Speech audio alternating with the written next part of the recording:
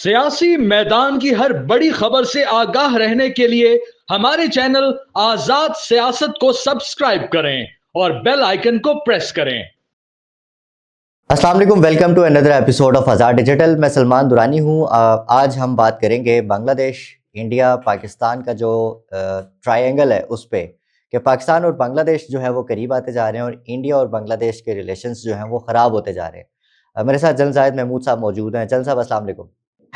जी वालेकुम सलाम। Thank you very much Durrani. General साहब, कैसे देखते हैं ये जो अभी रिसेंट अभी बांग्लादेश ने अपील किया है इंडिया की गवर्नमेंट से कि शेख हसीना को उनके हवाले किया जाए और बांग्लादेश वापस भेजा जाए ताकि ट्रायल शुरू हो सके? जी बिस्मिल्लाहिर्रहमानिर्रहीम Durrani, I think this is a very serious development.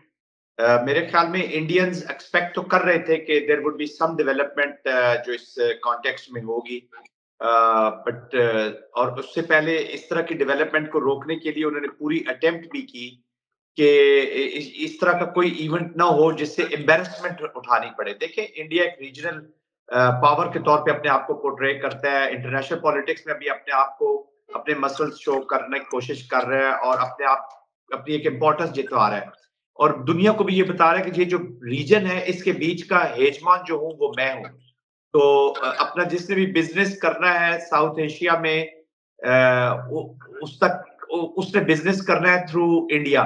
तो आई थिंक दिस इज नॉट वो उनके लिए एक बहुत बड़ी एम्बेरसमेंट है और उसको डर को, इस एम्बेरसमेंट को रोकने के लिए उन्होंने अपने, अगर आपको याद होगा कि उन्होंने अपने जो वजारत खारजा के सेक्रेटरी थे वो कुछ अर्सा पहले उन्होंने इंडिया भेजे और उनको ये कन्वे भी करने की कोशिश की कि इनडायरेक्टली कि आप इस तरह की कोई चीज, लेकिन उसके बावजूद I think Bangladesh has decided कि उन्होंने अपनी आजादी के साथ, अपनी इंडिपेंडेंट खारजा पॉलिसी के साथ अपने पॉलिसी परसूट जो है वो जारी रखने हैं और इंडिया को वो अब मोहम्मद यूनुस तो बड़ा क्लियरली बता चुके हैं कि इंडिया इज एन एलाय और इससे ज्यादा अब वो कुछ भी नहीं है।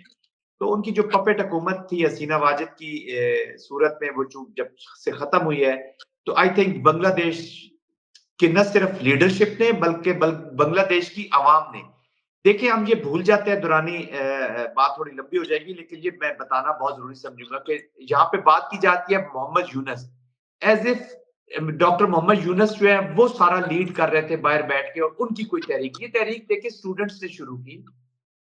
ये बांग्लादेश की इंडिजिनस तहरीक है।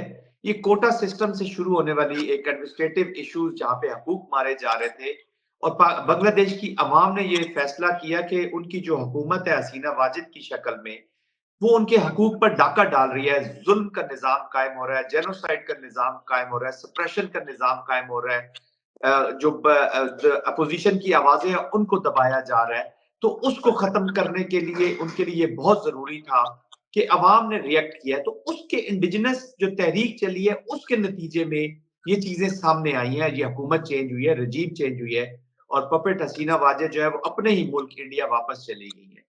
तो आई थिंक बांग्लादेश असर्ट कर रहा है, अपनी आजादी को दिखा रहा है, अपने फ्रीडम को दिखा रहा है, अपने इजहार कर रहा है अपनी चीजों का। अच्छा बांग्लादेश जनरल साहब, जिस तरह ये बताया जा रहा है बल्कि रिपोर्ट भी किया जा रहा है, अगर हम इंडियन आउटलेट्स को देखते हैं तो वो हसीना वाजिद की हुकूमत को या रजीम को ख़त्म होना इंडिया की हार तस्वुर कर रहे हैं, ये बता रहे हैं। तो इसका मतलब है बांग्लादेश जो है वो काफ़ी अरसे से चाहता था पाकिस्तान के साथ टाइज़ बनाना। जैसे कि जैसे ही हसीना वाजिद की हुकूमत गई है और अब एक इंटरिम सेटअप है और वज़ीर-ए-आज़म शहबाज शरीफ साहब के साथ मुलाकात भी हो गई है उनकी। अब जो है वो आगे पाकिस्तान के साथ जो रिलेशनशिप है वो मज़ीद डेवलप करने में बांग्लादेश ज़्यादा विलिंग नज़र आता है। कि देखिए, बांग्लादेश का ऑफ कोर्स उनकी विलिंगनेस बहुत ज्यादा है। वो पछता रहे हैं अपने जो माजी में उनको बताया गया है, एक चीजें जो गलत माजी में उनको बताई गई हैं। अब ये जो यूथ है ना जी बांग्लादेश का दुरानी, ये like any other youth of the world, और ये पूरी दुनिया को आप देख लें, अभी अमेरिका को देख लें कि यूथ ने एक्सप्रेस किया अपने आप को अपने पॉलिटिकल सिस्टम के बीच में। पाकिस्तान का एक नया यूथ है जो एक नए तरीके से 21वीं सदी का जो यूथ, और इसी तरह बांग्लादेश के यूथ ने असर्ट किया and they have taken over the control. वो माजी के उस जो एक फेक उनको लैक ऑफ अंडरस्टैंडिंग थी, फेक न्यूज के जरिए एक मीडिया कंट्रोल, मीडिया भी इतना बड़ा नहीं था तो उनको फैक्ट्स नहीं पता थे। अब जो वो अवेयर हो रहे हैं फैक्ट्स का, और वो सबसे ज्यादा उनको तकलीफ जिस चीज से पहुंची है वो इंडिया का जो एटीट्यूड है। देखिए इस दौर में आप गरीब से गरीब मुल्क भी हो, अवाम जितनी मर्जी है, लेकिन वो किसी एक्सटर्नल फोर्स की गुलामी को कबूल नहीं करना चाहते।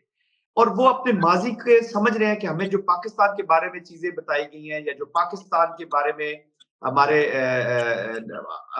जेनोसाइड बताया जाता है झूठा, और इतने एक्सेजरेटेड फिगर्स हैं कि जिसकी कोई मतलब इंतहा ही नहीं है। मिलियन से ज्यादा लोग मारे गए, 2.5 लाख औरतें रेप कर दी, ये उनको lesson bar bar, which is humanly not possible. हम भी पाकिस्तान की फौज को बड़ी अच्छी तरह जानते हैं, हम उसमें रहे हैं। ये इस्लाम की फौज है, रिलीजियस एक हमारा सिस्टम है, रिलीजियस वे पे वॉर करने में कभी इतना जेनोसाइड और अपने ही लोगों के खिलाफ।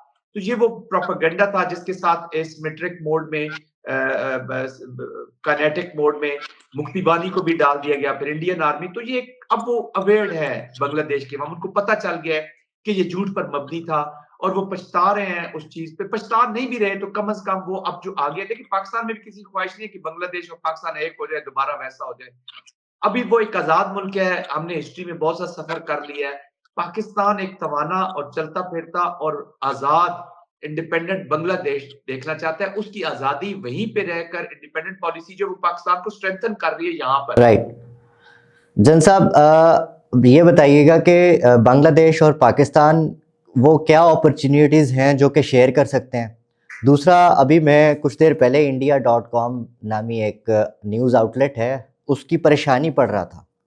उसकी सबसे बड़ी परेशानी ये है कि जो बांग्लादेश को प्रपोज़ल भेजा गया था फ़ौज की ट्रेनिंग से मुतल्लिक नवंबर में, अब वो अमली तौर पर होने जा रहा है। बांग्लादेश ने वो एक्सेप्ट कर लिया है और फरवरी 2025 में एक्सपेक्टेडली जो ट्रेनिंग सेशन है बांग्लादेश के अंदर जो है वो शुरू हो जाएगा और ट्रेन करेगी पाकिस्तान आर्मी।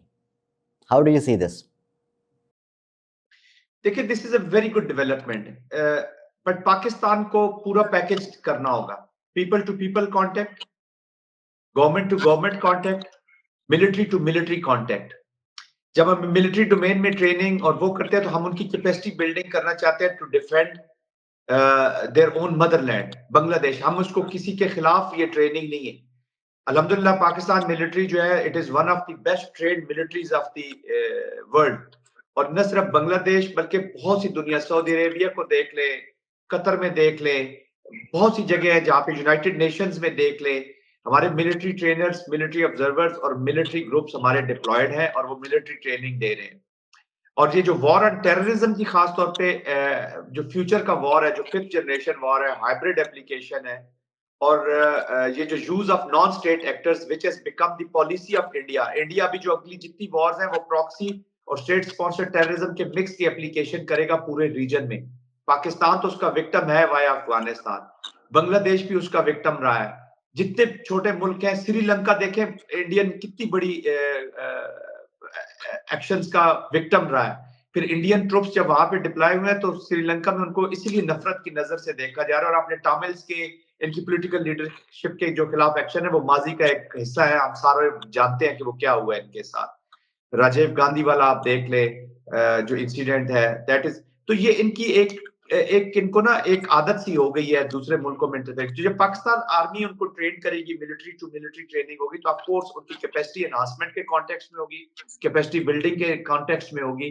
और मिल टू मिल जब रिलेशंस अच्छे होते हैं तो यूनाइटेड नेशन में हम जॉइंटली कई जगहों पे डिप्लॉयड होते हैं, और पाकिस्तान और ये इंप्रूव करेंगे रिलेशन।